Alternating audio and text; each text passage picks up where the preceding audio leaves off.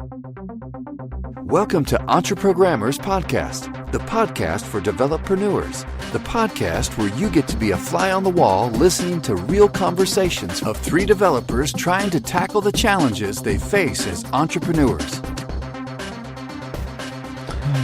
All right, we're live on a Monday this time. Yeah. Weird. People are going to be confused. Yeah. So It's all funny right. story. On the last episode, you guys mentioned that Lewis needed to get a hold of me, and yeah, I got an email. I was listening to EntreProgrammers. Of course, I'm going to build this week, so I don't know how much information I can send him because I'm trying to get everything else squared away. Yeah. So yeah, it was just kind of Nice. funny though. It's like, yeah, that worked good. Yeah, apparently having a podcast is the ultimate way to get in touch with people. That's right. Oh, and by the way, so-and-so. Man, I ran 20 miles yesterday. I was planning on starting this week, like getting up early and like planning out my getting pretty strict with Pomodoro. And then I was just like, no, sorry, not today. Tomorrow. Was that the marathon or you're still training? I'm still training. That was a 20-miler for the marathon. The marathon is in like 4 weeks, I think. And so, yeah. But yeah, it was 20 miles, completely fasted, no food, nothing. It wasn't too bad though. I took it pretty slow and then I sprinted the last mile. So up a hill.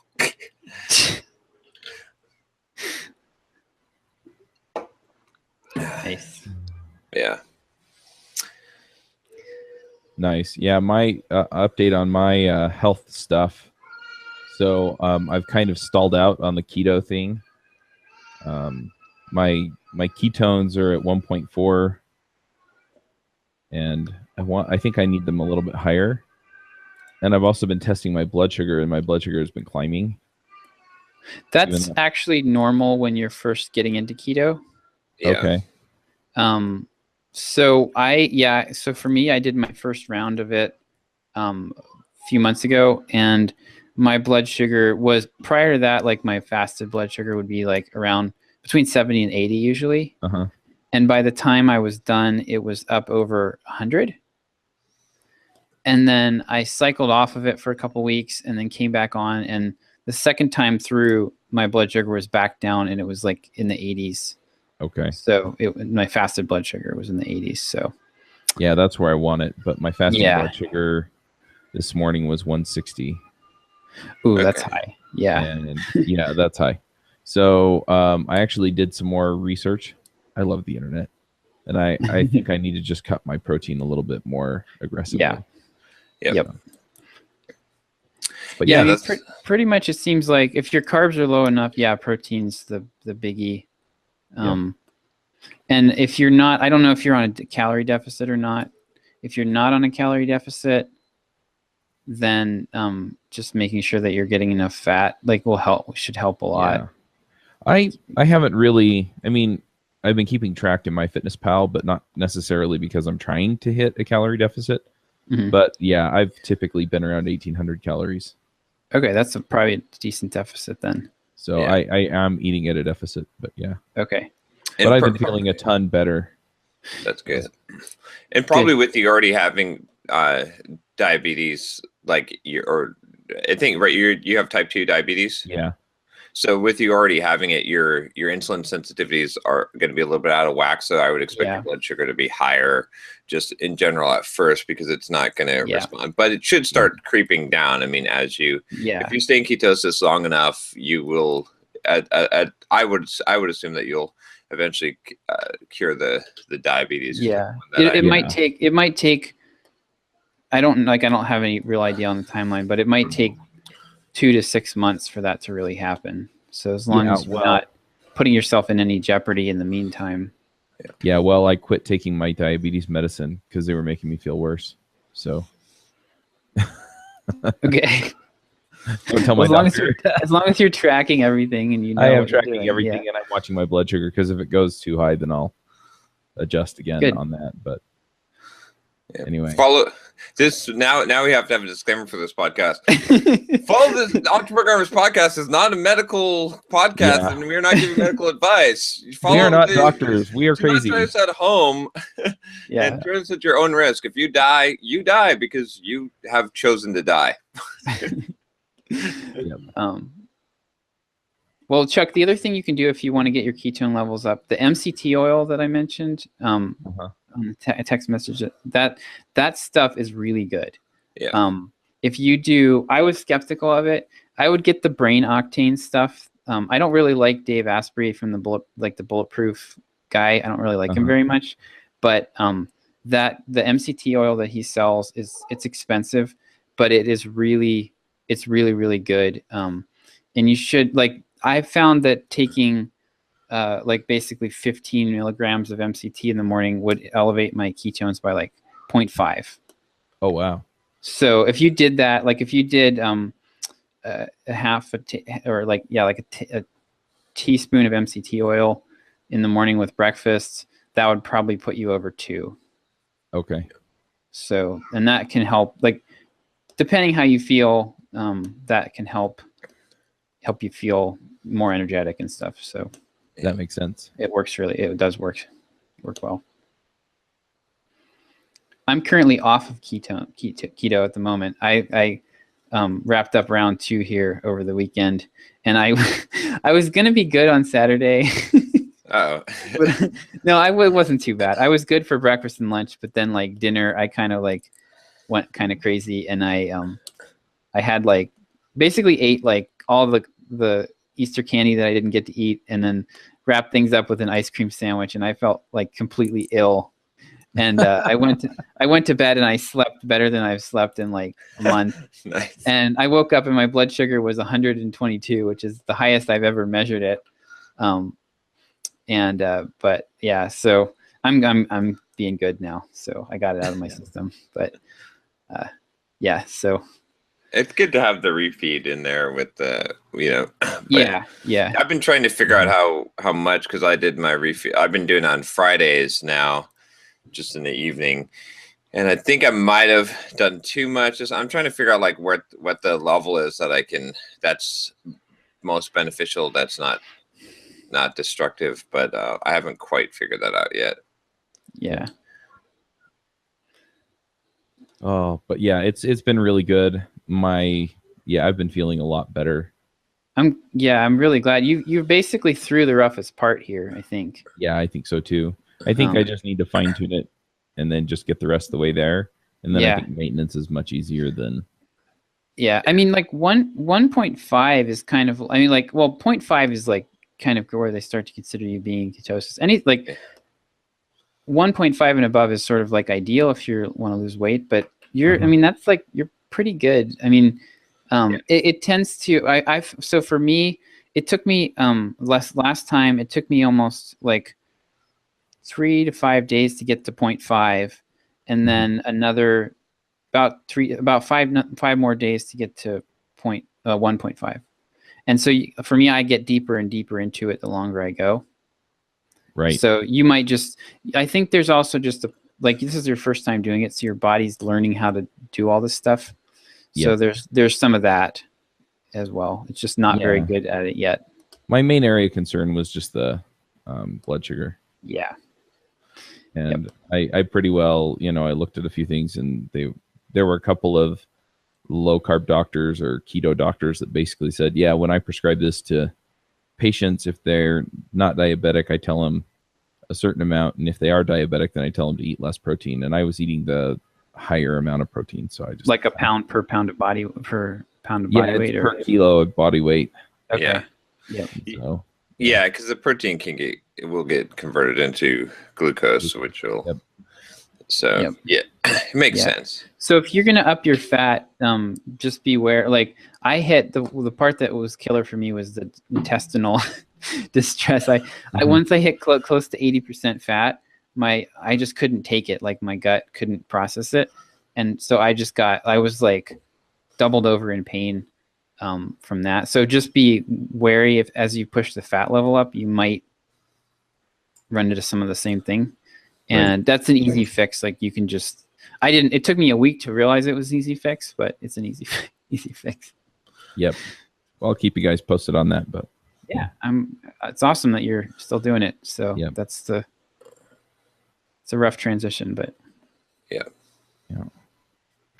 I got to get some tests to test my levels again. Cause although I don't know, I'm going to try, I guess, yeah, I should get a test and see, so I can try between doing just I want to experiment between upping the protein and just cutting out the carbs or cutting the carbs low versus more on the higher fat side to see which is actually more effective for what I'm doing. I'm not entirely sure at this point. There's like pros and cons of each, but I need to get ketone strips or the test strips again so I can see where I'm at, so I can get an idea, because I'm constantly going in and out of ketosis based on what I'm doing.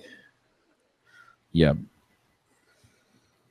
Even when you fast during the day, even just eating 1 meal a day, like you end up burning ketones so yeah, but it's been pretty good so far. I've had more energy and I've just felt better. And I think part of it's just that my blood sugar's better controlled. Yeah. So. Awesome. Anyway, and then I hired a new bookkeeper. And Sweet. We went through and actually figured out the budget for the business, which was really nice. So I actually know how much I have to bring in every month. That's great. So, and then last week, because I told you guys that I'm trying to do 100K in sales this month, right? Yeah. Right. Yep.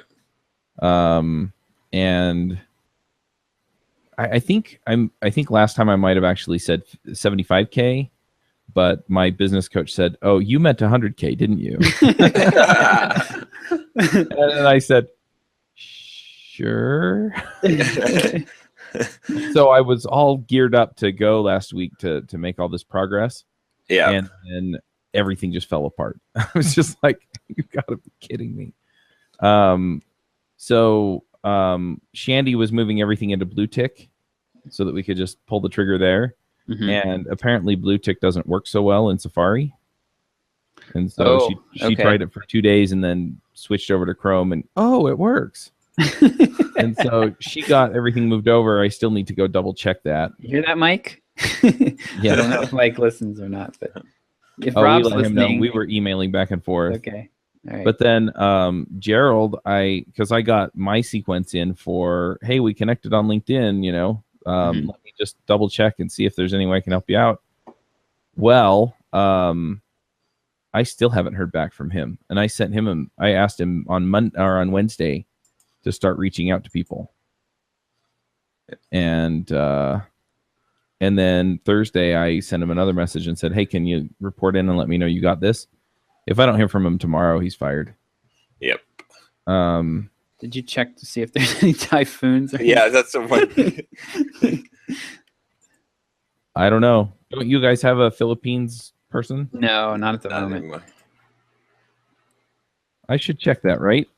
Yeah, Yeah, that would be a good thing before you fire him, just to make sure. But if there's not something like that going on, then yeah. Yeah.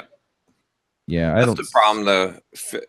Like the Filipino hires are, they're great for like certain things. Communication is great, like English speaking, like a lot of stuff. There's and very cheap, but they disappear.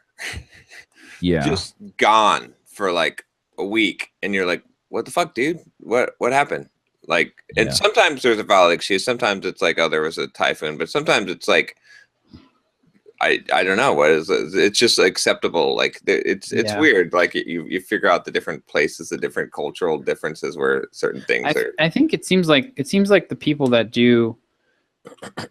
run the businesses helping people find help in the Philippines tend to like want to have a team for that reason.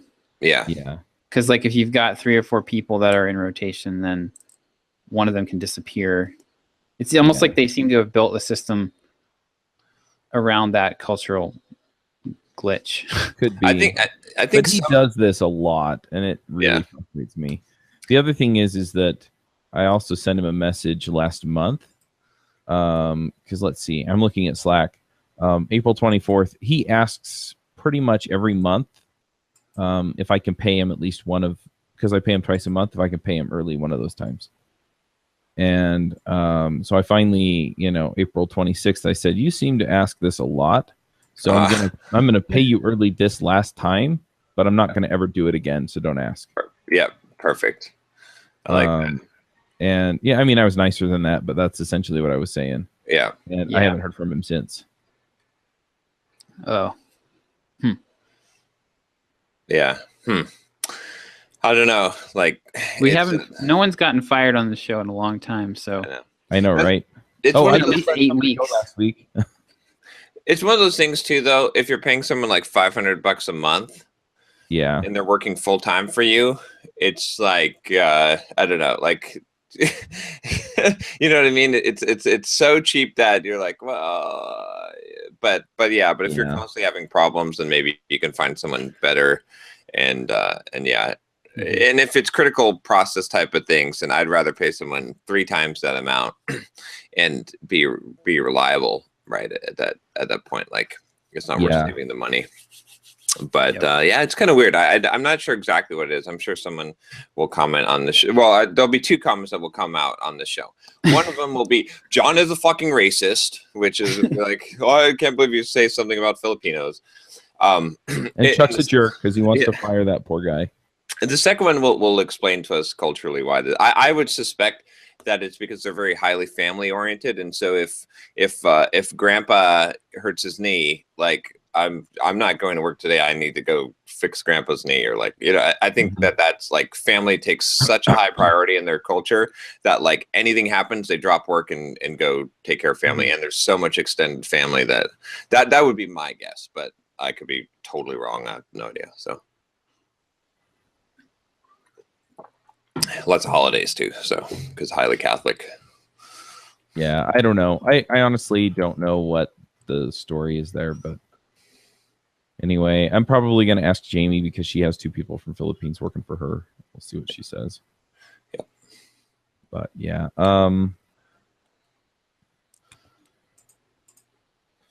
But yeah, and then the whole budget thing was, man, that just blew my mind. It was like, oh, okay, I just have to do that. I can do that. The amount's much less than you thought. Yeah, I thought the business took about 10 grand to run every month, and then I'd pay myself after that. And we sat down and we figured out that it actually takes about 7 grand to run. Oh, wow. And I'm still finding ways to cut expenses.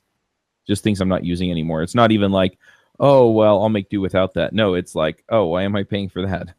Yeah. That's great. Yeah, it's really cool. It was really kind of refreshing because now I know, okay, this is what I've got to do.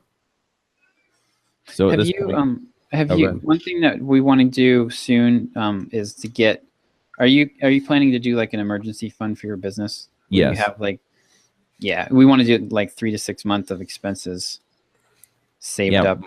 My plan there, especially if I can manage to actually hit the 100,000, is I'm going to have an emergency fund for my family.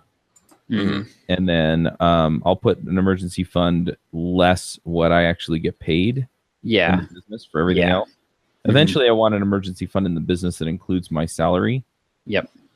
But at least that way, I'm like, okay, we can get by for a few months and the business can get by for a few months. Yep. And actually now what you can do is you can store a lot of salted pork. Yeah. So you can live off of that. That's right. Pork rinds. Yeah. I've been eating those. I like those. Yeah, I know. I'd never had them before. And I just kind of always heard like, people make fun of them. They're kind of like one of those go-to, if you're going to make fun of people, like welfare recipients and such, pork rinds are kind of the go-to food, but they're really good and they're very keto friendly. So, well, and I put cream cheese on them. Ooh, that is really good. Sour cream's good too. Oh, I should try that. Anyway, but yeah, so at this point, I'm just trying to get everything together before I fly to Seattle tomorrow. Nice. And that's for build, right? Yep. Yeah, Microsoft is paying my way, so nice.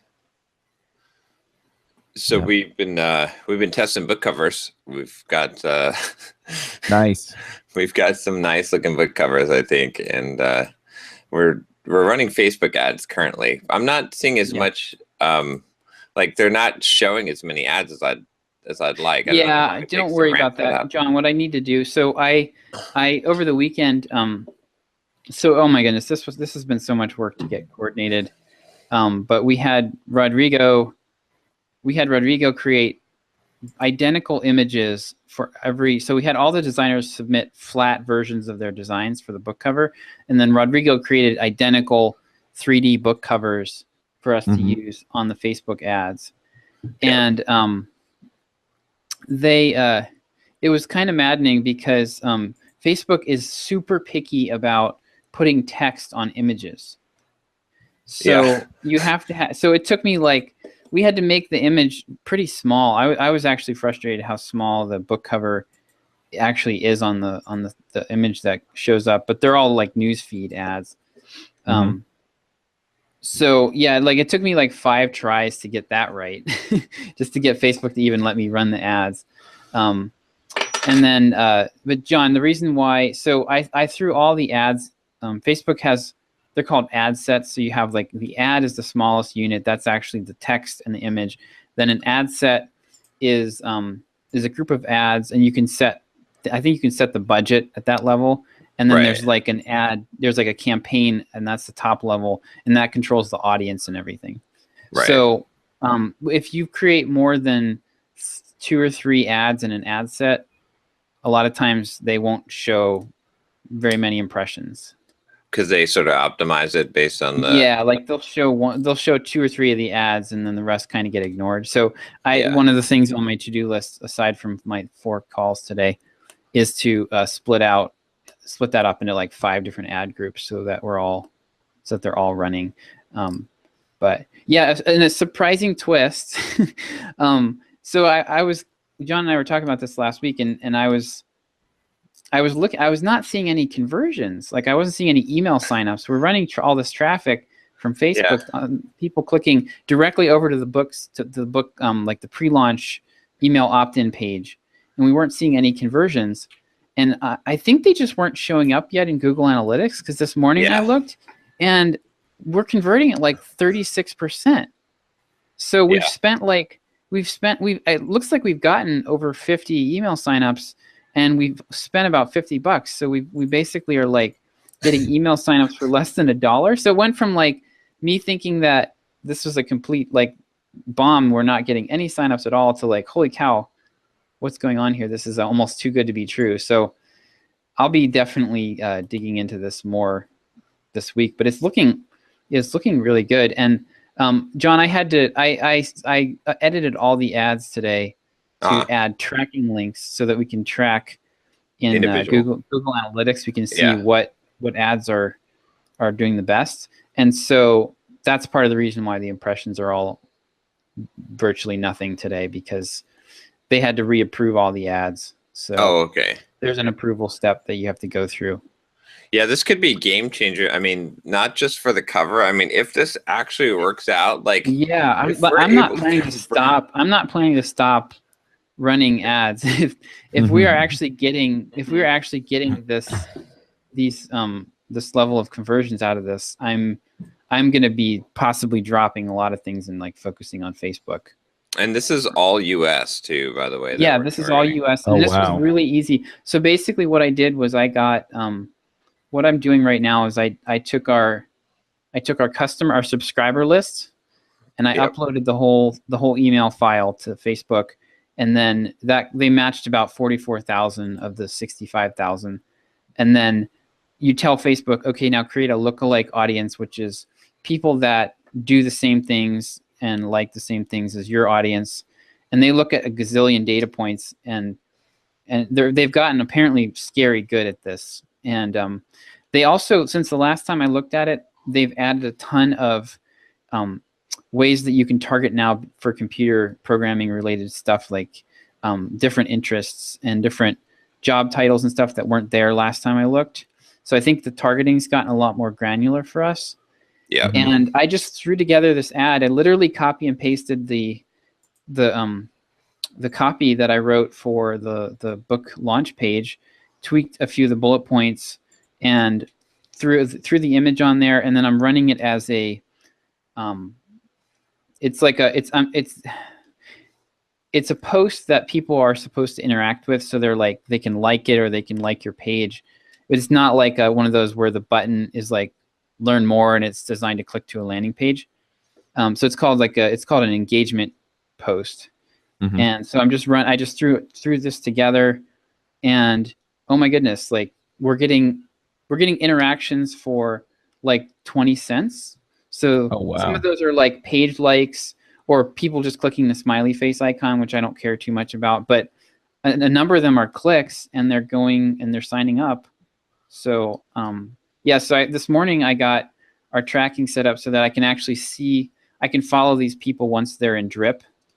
So we're going to tag them in drip, and I can also track them in Google Analytics. So I'll have a better idea of whether they turn out to be good subscribers or not, or if they're going to be garbage like every other paid advertising campaign I've ever done.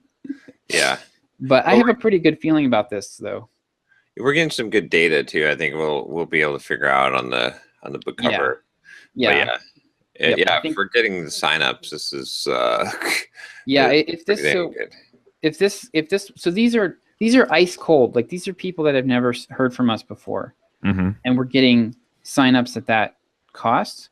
So if this works, then I'm going to put together a much more extensive campaign where I'll be retargeting people that have already visited our site, and also targeting cold prospects with like warm-up posts on Facebook, so that they will see and hear from us a few times before we ask them to opt into anything.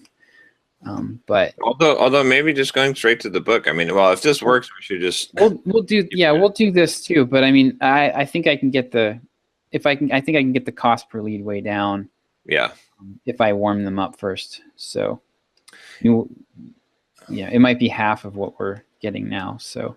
Well, we haven't even optimized the book cover yet. I know. Yeah, I know. Once we figure out the cheapest one. Yeah, I can test the land. The landing page itself is not. I haven't done anything to optimize that. I just wrote the copy and threw it up. So. Yeah. So we'll see. It's funny though. You see which one's on top. I mean, we don't have a lot of data, but that orange cover is on top. I haven't looked at it recently. The cost per result is cheapest for the orange cover. Yeah. So. What does it look like? There's it's pretty ugly, but it's bright and eye catching. So it's pretty funny. So we did this poll last week. I think it was on Friday or Saturday. I blasted the entire list. So this was crazy. So on 99 Designs, you can create a poll with your top 8 designs. Uh-huh. And so we just blasted the entire list, and I sent a really short email. It was like, can I get your opinion on this? And then, I'm having a hard time deciding which of these covers is best, and then a link. So it was like, It was probably like a 50-word email. And we got a 5% click-through rate on this email, which is absolutely insane, really high. And then of the people that clicked through, like 2 and 3 took the time to fill the whole thing out and vote, which is an insane, like you'd be lucky to get 10% of people to go through and enter their freaking email address or something. Uh-huh. But 66% of people took the time to like vote on all these book covers. And the ones that John and I liked the best were like dead last. Yeah. It was, it's That's pretty funny. amazing. Like there's still one that I think is actually has a good shot of being the one that we should use, and it was dead last. Yeah. And I think part of the reason why I think it got hammered so bad was we were seeing comments. So it had John's picture on the front, and there were comments to the effect of like, people are going to see this and they're going to be like, who is this guy? And there's some truth to that, but pictures of people just in general tend to be more engaging. And the cover that consistently won was like really bland. I don't even understand. I don't understand what people see in this cover. It's like my second least favorite. It's just, but yeah, it won. We did 2 different polls and it basically won both polls. So. Oh, wow. Yeah. So, I mean, I think at the end, what it'll come down to is it's like, what do people say that they like, right? Especially from our audience, which we've taken that to account. And then what do they actually click on Facebook and convert to, right? And then what do we like? What do we want to have that we want to represent us, right? So it'll be a combination of those 3 factors, which, I mean, if we have I would imagine if with the Facebook ads, we have one that's like, does 3 times better than everyone else, then that's an obvious choice. But if it comes close, if it's like, we've got 3 that are really close or 2 that are really close, and then I think then the other factors will come more into play. But it'll be interesting to see. I do think, though, that we are going to have a far and away winner on Facebook. That's going to just be the cheapest ad to run and be the most effective. So. Yep. Yeah, I agree. It's so funny though when I look at this, I'm like, man, it makes me think like how Manning went about going for the. Oh my gosh! Better about the soft skills cover because I didn't like the one that they created, but I'm like, man, we're the arthritic so old man effort on the cover, with holding the scroll. Yeah. Oh yeah. Like, we spent so much effort, and it's going to make so much of a difference. I honestly think. Yeah. So, like, in launching the book, it's like you've got to figure out some of this stuff. So. I don't know. Oh my gosh, the design, the contest got really ugly though, because so John had to reopen. So the 99 Designs contest goes through several phases, and then it like closes to submissions after each phase. And we had gotten past the last phase where the designers could submit new designs, but we needed to run these ads, we needed the flat versions of all the designs we liked. So John reopened the contest, and a bunch of the designers realized this and they flooded us with like 20 or 30 new designs that were all like copycatted off of what the other designers had done, because they found the poll. John had tweeted the poll out, and they found the poll, and so they went and looked at what everybody else had done, and then they like iterated on their own designs, incorporating elements from the other designs, and then they also few of them like got dirty and like went and like gave all their opposing designs a 1-star review. Oh gosh, which is ridiculous, but also laughable, because when I think they didn't realize that we had 3,000 people voting in the poll. Like, they're that doesn't make a difference. Really not going to move the needle with that. But it just makes us look at it and be like, okay, guy. but so this is how you hack 99 Designs then, right? Because this is actually a pretty good thing. So when you create a 99 Designs contest, you have the option of making it so that it is blind or not, right? And so if you make it blind, most designers want to be blind because they don't want their ideas being copied by the other designers. So it's actually more advantageous to you to make it blind, because you'll get more designers, right? But it would actually you'd get better designs if you didn't make it blind, because then people could see what other people were doing, and you get a group, a better, or if you could turn that on at a different point. So the way to hack 99 Designs is to make it blind so the designers can't see what the other designers are doing, and then accidentally drop like instantly to the designers the poll.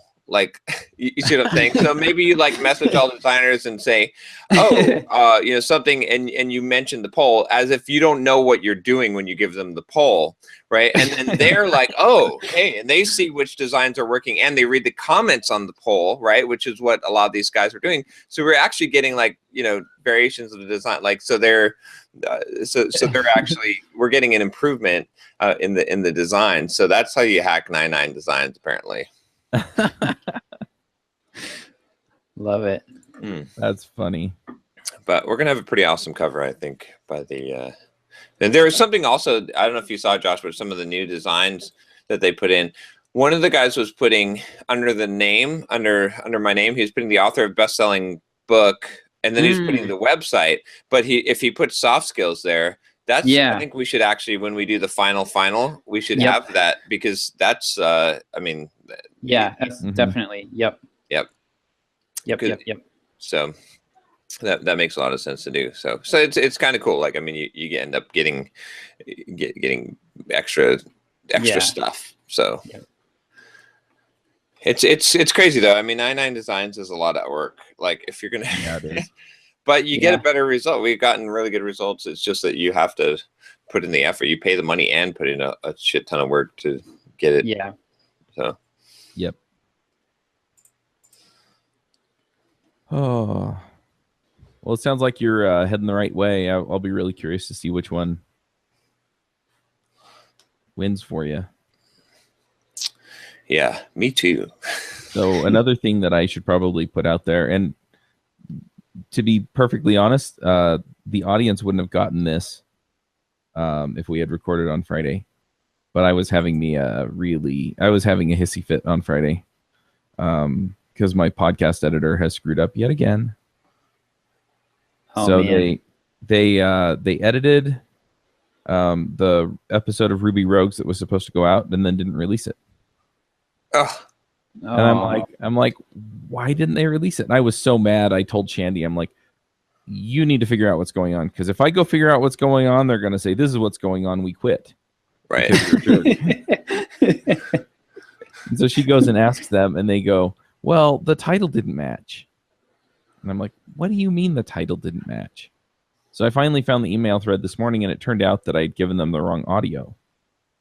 And so they edited the audio for the episode that was supposed to go out, but the title that I had given them was obviously not the right title for the audio that I had given them. And so I'm like, okay, well, why do I have to ask you this on Friday when it's supposed to go out on Tuesday? Right? I had completely had it. And so I currently have a listing for a podcast editor on Upwork. And I am going to find somebody this week while I'm in Seattle, because I am so sick of this.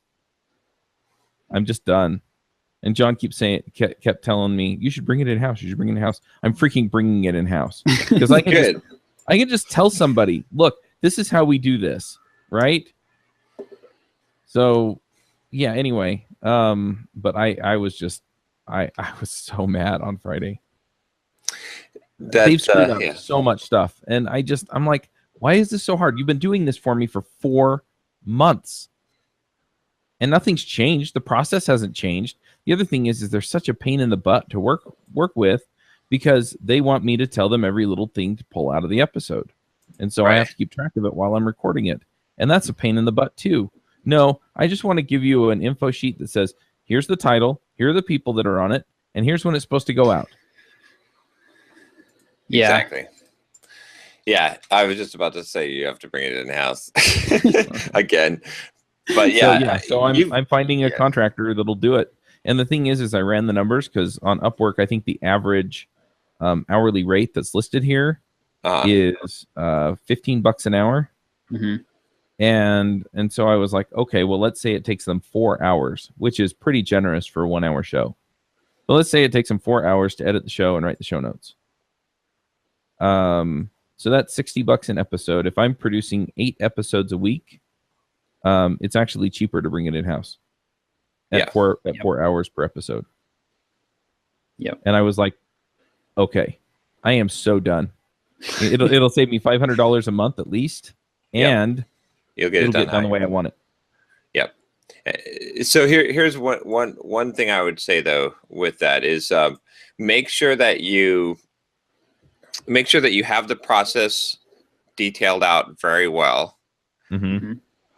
And don't just hire someone on Upwork, go through the whole, like, get 5 candidates. That's what I'm doing. Have them all edit the same episode of the podcast, or maybe even 10 candidates, depending on how many you want, and have them all do it. Give them the same set of instructions, just the process that you said, and then have them all do it, and then evaluate, and then you pick your top one from there, or top 2, and then you're good. In fact, you might want to even have 2 as a, just to have your backup, but yeah, that's how you do it. And then eventually, and that's your start, and just start there. Eventually, I think you'll probably want to have a team where you've got an audio editor, that's specifically, and then someone who does the show notes specifically. And you still might even think about this now. Maybe you just want to hire the audio editor person. I was going to say, like, I think, if you're going to, I have a feeling that you're going to have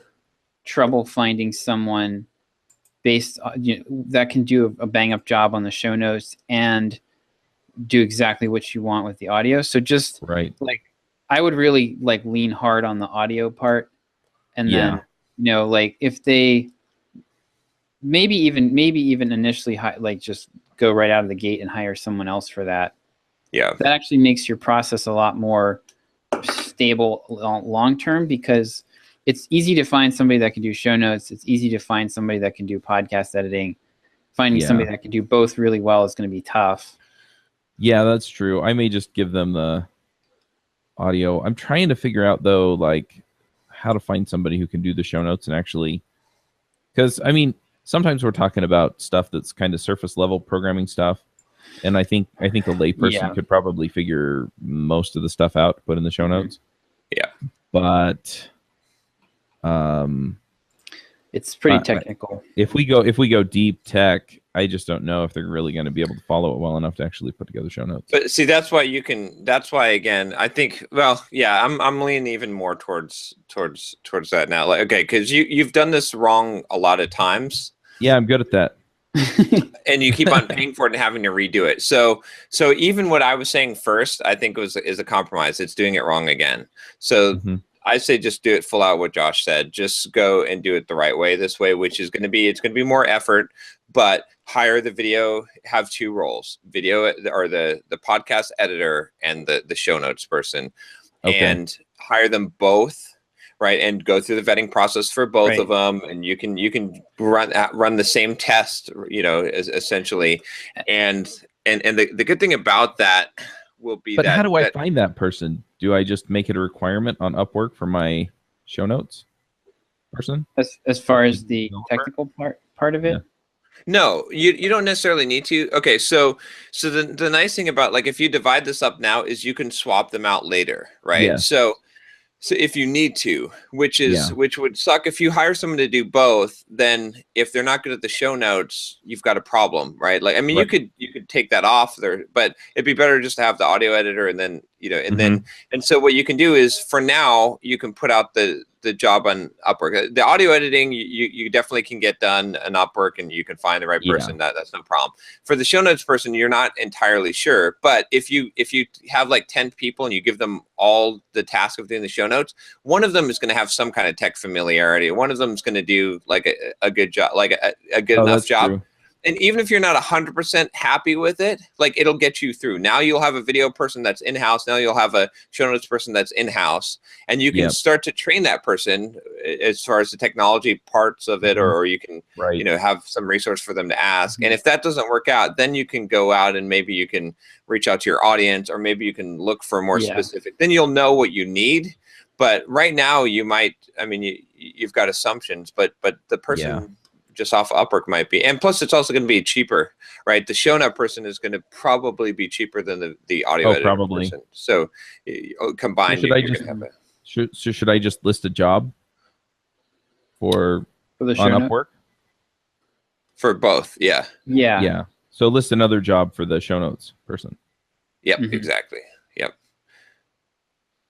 And then yeah, and you can just give them an episode to do. Yep. And I mean, honestly, like they can be completely independent of each other. The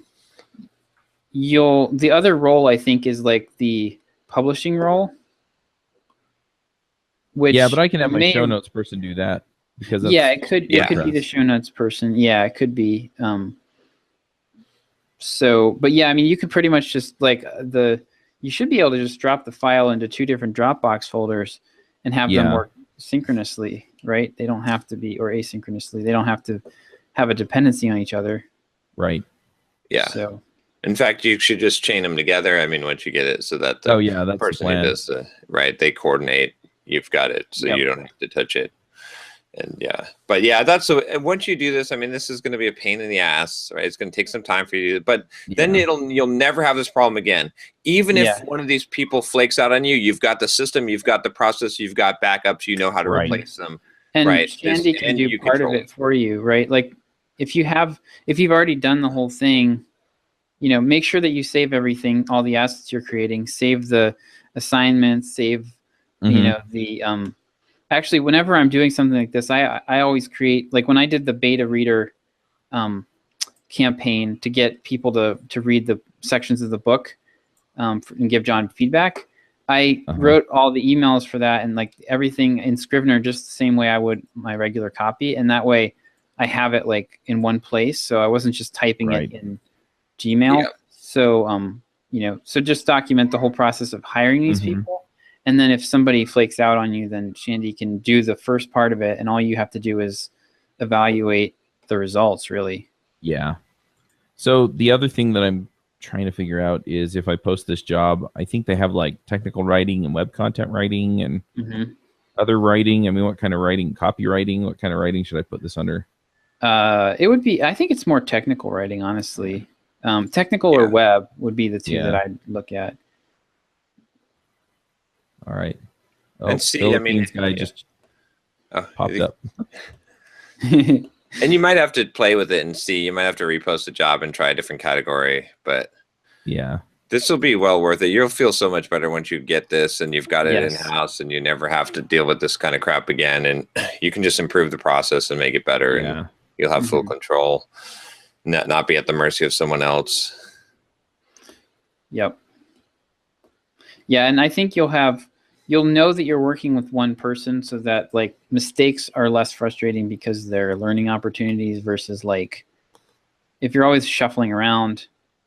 I'm assuming that they're shuffling you from, they have multiple people that work on stuff. So you're probably getting a lot less of that training effect long term. It's just, I'm working on this file today. So they don't really, you can't really build up that rapport with them and how you want things done.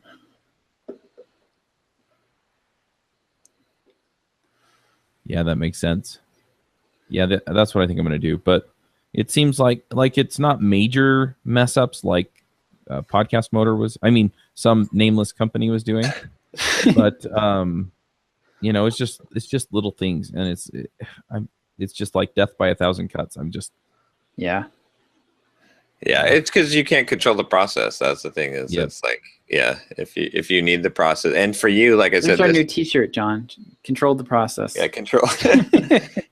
This is your special sauce. This is your secret sauce. This is like you are not a media personality that happens to have a podcast. You are a podcast company.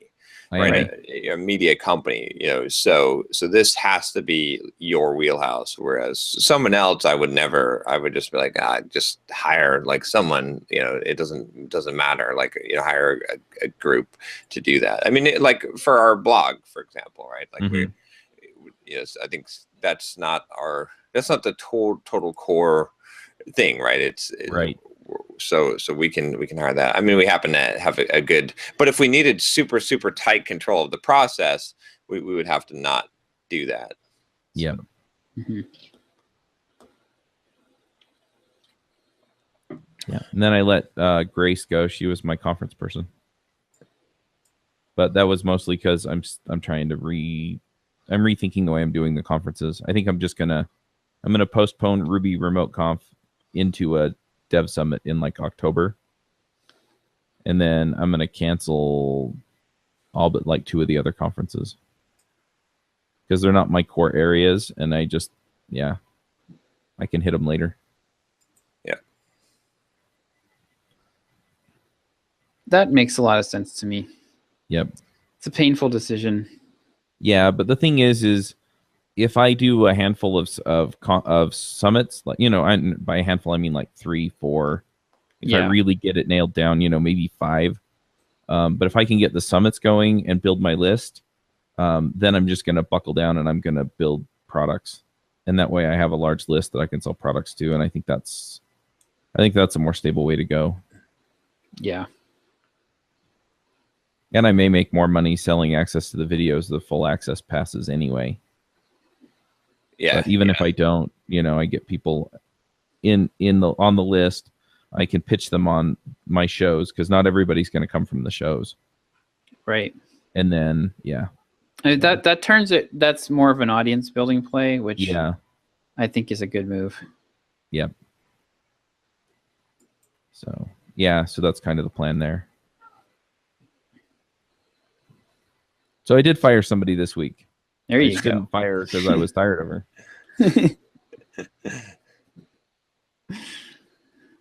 Nice. Oh, I got to interview. I did an interview. I had some big interviews. I interviewed Noah Kagan. I don't know if we had talked like last week or the week before. And then I also interviewed MJ DeMarco, the guy that wrote the Millionaire FastLane. Mm-hmm.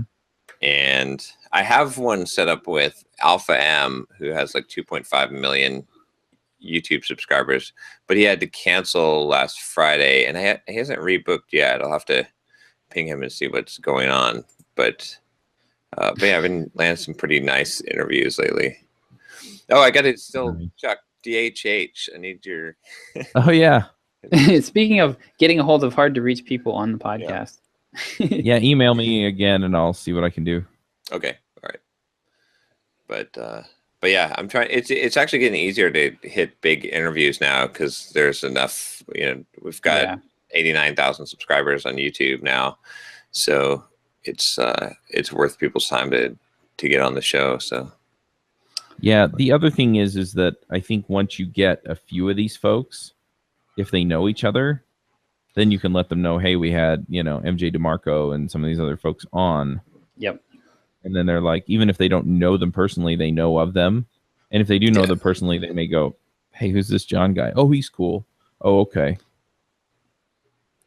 Yeah.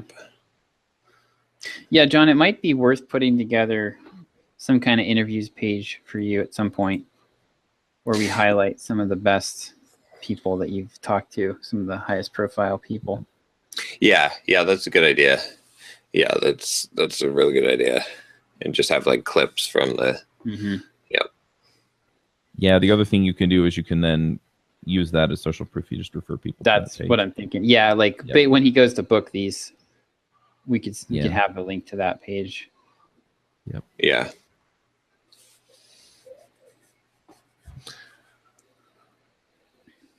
Cool. All right. Cool. Should we? I guess we should wrap it. Oh, one other thing before we wrap up. I think we should just probably leave it. We haven't gotten any more applications for the EntreProgrammers group.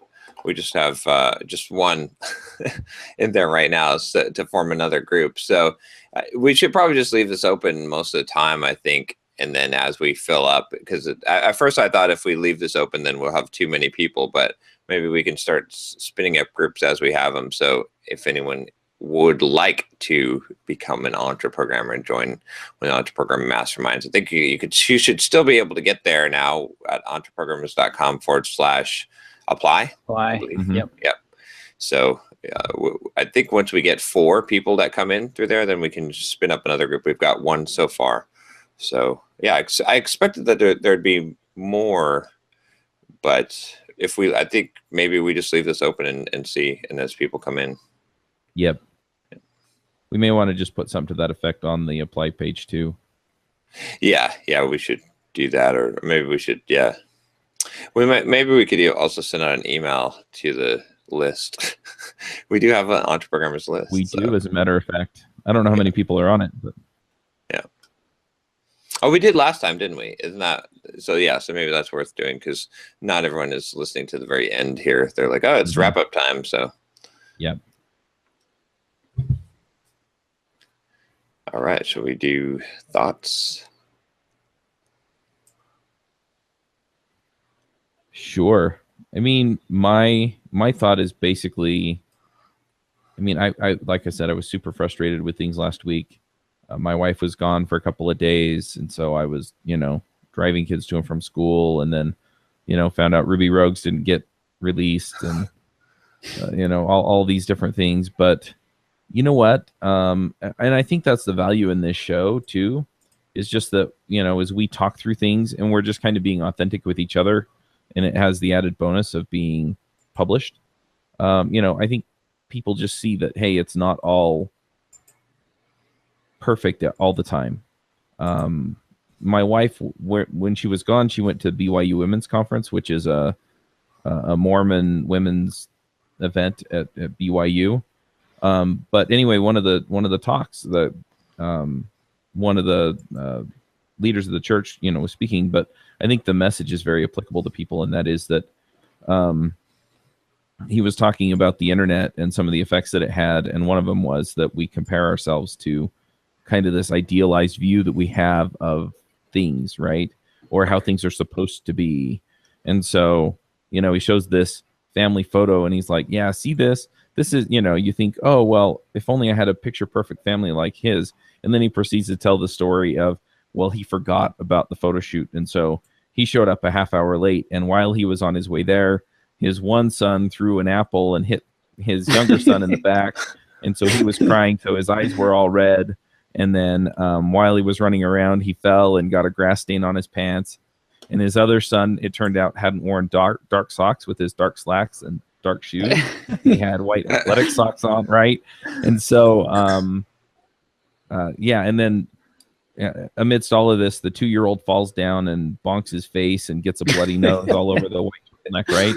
And so, in the end, they have this family photo, and so the one boy has his arm up over his leg, covering up the grass stain, and the other kid's got his hands wrapped around his ankle. It looks natural, like a natural pose, but he's covering up his athletic socks.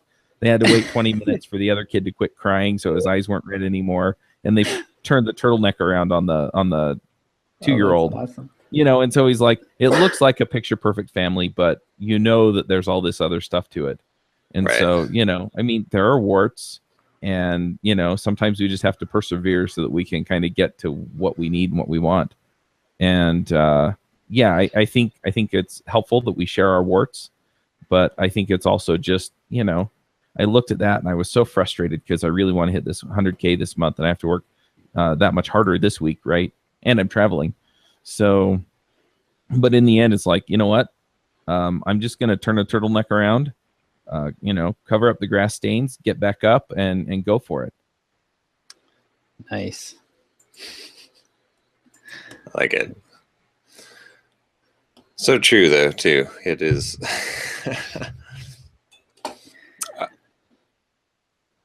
Let me see. I guess mine would be. I did a tweet. I was at the gym on Friday, and I was thinking about like some stuff was going on, rental properties, just having a headache with a few different things, and I was not in the best of moods, and I was thinking about. I did a tweet that was essentially, if you're happy with less, why are you miserable with more? Right. And I think that's like just a powerful concept to think about. It's like most of us are better off now than we were 5 years ago. Not everyone in life, but I mean, at least people that are trying, that are, that us, at least in our group. I mean, I am for sure. And sometimes you forget. So sometimes when a loss comes in, something that's a perceived loss that still puts you way ahead of where you were 5 years ago, it is maybe devastating, maybe it's or maybe not devastating, but it causes you a big amount of concern or misery or pain or torment, and you're like, in reality, it's like it doesn't make any sense, because if you were happy then, if you had moments of happiness, then you should be thrilled with where you are now, even if you lose some of that. So essentially it comes down to this, like, if you want to achieve more and get more and become more, you've got to realize constantly where you are. I've talked about this before, about calling it like everything is gravy, and that it's that same attitude of just realizing, like, when you're in this moment and you're like, some crap has happened, are you still way better off than you were before? Like, yeah. So you should be fucking thrilled. You should be happy, right? You know what I mean? Not that you're always going to be happy every single day, but the right mindset is to look at it and to say, hey, look, well, dang, I'm way better off than I was. And so I should not be taking this as a bad thing. Like, and sometimes I think I just do the mental exercise of going back and saying, okay, let me go back in time, like 5 years ago or 10 years ago, and let's pretend like I was, like, the future, I was able to have what I have now. Damn, I would be pretty dang thrilled. Like, would this little setback upset me? No, it wouldn't, because I'd be like, dang, this is awesome, right? So I think that's just a good perspective to have, that I have to, and I'm only saying it because I have to constantly remind myself, because it really sucks to, like, be living your life and accomplishing all these things and doing all these things, and then end up more miserable than you were before. And the only cure to that is really that you recognize where you were and where you've come, and that that you're in a better position. So if it's easy to lose track of that and forget where you were. That's what I'd say. But that's something I constantly have to remind myself. Yep. Yeah, I'm going to piggyback off of that. So over the weekend, when I was deciding, I was kind of switching, going off of keto for a while, and I'm just like going to spend a couple weeks eating carbs again and enjoying life, and then go back into keto. I'm doing all this. I'm doing all this because I want to lean out a little bit more, and set myself up so that I'm in a place where I'm really, really happy with my physique. And I was looking back. I looked back at my stats. So I've been tracking this stuff off and on for for several years now. And the leanest I've ever been was last September, and that was off after I had done like this long thing where I was eating about 1,200 calories a day, and I was walking 2 miles a day on my treadmill, and it was a lot of effort. And I felt like I hadn't really made much progress since then. I was like, I felt like that was kind of the best condition that I'd ever been in. But when I went back this weekend and I compared my stats to where I was, it's like kind of like what John was saying. I was like, holy cow, I'm like, I've gained in the past 8 months, I've gained like 8 pounds of muscle. Right. I'm like, and I don't feel that different. It's a small change. And it's really not noticeable to me unless you're keeping track. So I guess my thought is just like, it is really amazing. It's only 8 months, and it's amazing to me what I've been able to accomplish in 8 months. And I actually, in fact, I am actually leaner than I was back then. I didn't realize it until I went back, took the time to go back and like look at where I was 8 months ago. And I'm so much farther along. I'm stronger. I'm leaner. And it's only been 8 months. And what I'm doing now is a lot more sustainable. So I'm thrilled to be where I am. I just didn't realize it. So yeah, it's sometimes that boiling a frog effect can actually be harmful if you don't really, because the cumulative effect is powerful, but it also is, you become adapted to it. Like, you don't realize. So you've got to sometimes go back and reflect and say, damn, like it was a cute, like day to day, I didn't realize what was happening, but look at year to year what happened. And then you can like appreciate, otherwise you sort of become, what is it, like numb to it. Yeah. All right, guys. Alrighty. So see you on Friday. Yep. I will be in Seattle. Okay. So unless I have a recording session right then, I should be able to make it. Okay. All right. Cool. All All right. All right. See ya. Bye. Bye. Wanna start a business but you just know how to code? Listen to John, Josh, and Derek as we figure it out. We are the EntreProgrammers, and we'll teach you straight up to be developreneurs.